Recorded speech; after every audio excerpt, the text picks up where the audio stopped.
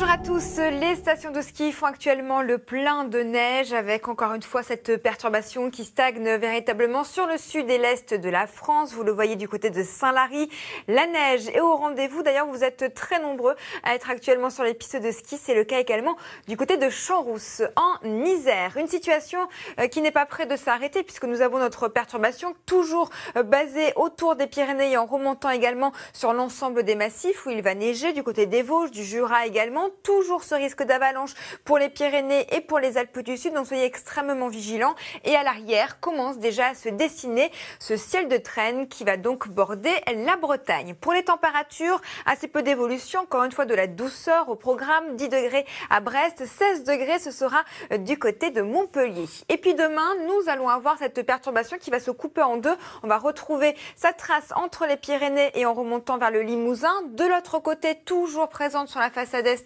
du pays avec donc de la neige sur l'ensemble des massifs et le vent va un petit peu s'intensifier également dans le courant de l'après-midi, toujours autour du golfe du Lion et le long de la vallée du Rhône, donc soyez vigilants, 110 km/h pour les rafales les plus importantes. La bonne nouvelle, c'est que l'anticyclone des Açores revient enfin entre la Bretagne et les côtes aquitaines. Côté température, ça baisse quand même un peu plus au réveil avec 4 degrés à Paris, un petit degré seulement au nord de la Bourgogne. Et nous allons avoir effectivement dans l'après-midi des températures toujours aussi fraîches à l'est avec près de 5 degrés attendus pour l'Alsace. Et ensuite, nous allons tout simplement avoir jeudi les traces de la perturbation, mais dès vendredi, l'anticyclone va vraiment regonfler partout et samedi et dimanche, le soleil sera au rendez-vous avec en prime une baisse sensible des températures, surtout au nord de la France avec le retour des gelées.